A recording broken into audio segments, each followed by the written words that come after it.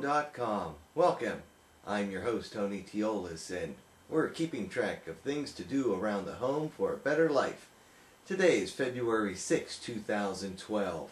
This is episode 44 of the To-Do List Home podcast/videocast. Beekeeping for Dummies book review. Coming to you from Northern Virginia in the USA. More information on this podcast and others can be found at ToDoListHome.com. The song of the day is Walk by the Foo Fighters, recorded on Wasting Light from 2011. Have a listen through the link that can be found in the show notes. ToDoListHome.com is your stop for home and life projects. We save you money and time. Connect with us. Listen to us on iTunes and podcasts. Watch the To-Do List Home videos on YouTube channel Tokyo73. Follow us on Twitter and be our friend on Facebook. Links to all these sites can be found at ToDoListHome.com. You'll find files that you can download for your to-do list. Share your to-do list ideas with us. As I have said throughout my life, if you want to know how to do something, there's a book out there waiting for you to read. Today I wish to introduce you to Beekeeping for Dummies by Howlin' Blackiston. I have in my hand the first queen cage I received when my package of bees arrived in April of 2011. My neighbors take turns asking me why I raise honeybees, and I like to reply that it's the riskiest thing my wife will let me do.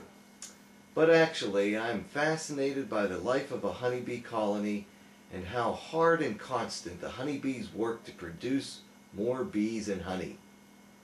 I got interested in raising bees a couple of years ago, and that interest got me reading. From different websites, I was led to Beekeeping for Dummies, and I first got it from the local library to see if beekeeping was for me. As soon as I opened the book, I knew I was on to something good. The first thing I learned about was the honeybee, which is a member of the Apis genus family. The honeybee is an amazing creature designed to work and produce and be beneficial to the environment in which it lives. Beekeeping for Dummies helped me to understand if I really wanted to be a beekeeper.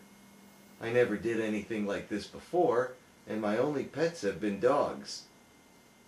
Once I learned about honey, the pollinating benefits honeybees would provide to my gardens, the opportunity to join in the effort to save honeybees from colony collapse disorder, and the different health benefits honeybees I was excited to take on the responsibility of being a beekeeper.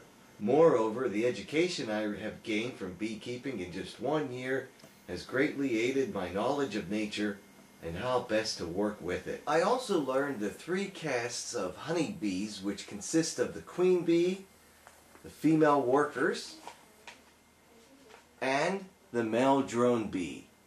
It's especially interesting to learn about what happens to the drones once fall arrives and they are forced out of the hive. Moreover, I learned how to prepare for raising honeybees. It took some time before I could convince my family that having honeybees was the right thing to do. And I also learned how to approach my neighbors to inquire if they would have any issues with me raising honeybees. I was well prepared for the expense and supplies necessary to begin beekeeping, and Beekeeping for Dummies provides many reliable resources for honeybees and beehive components. Some of the things that I think are really great about Beekeeping for Dummies include the step-by-step installation of a new package of honeybees.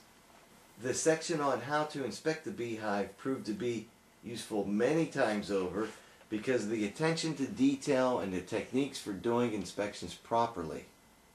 And here's a picture of what you're really looking for, these tiny larvae of brand new honeybees.